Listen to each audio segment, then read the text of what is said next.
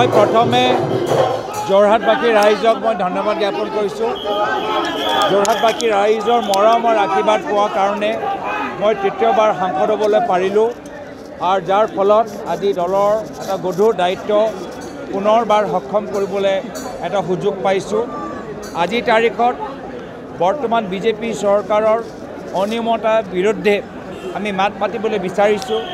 বিশেষকৈ যিদৰে তেওঁলোকে কা আইনটো বৰ্তমান অসম চৰকাৰে ৰূপায়ণ কৰিবলৈ বিচাৰিছে তাৰ আমি তীব্ৰ ভাষাৰে আমি গৰিহণা দিবলৈ বিচাৰিছোঁ।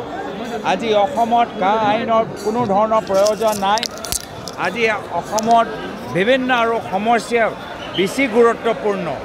যিদৰে অসমৰ ৰাইজে আজি আধাৰ কাৰ্ড নথকাৰ কাৰণে আজি তেওঁলোকে ৰাচন পোৱা নাই, সেই সমস্যাটো বেছি গুৰুত্বপূৰ্ণ।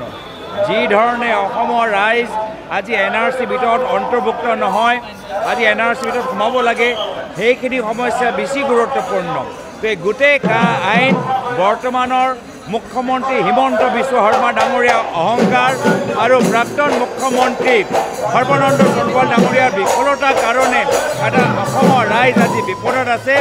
আৰু এই অহংকাৰ আৰু এই বিফলতাৰ এটা ডাঙৰ উদাহৰণ হৈছে এই বৰ্তমান চৰকাৰৰ অনিয়মতা। ধন্যবাদ।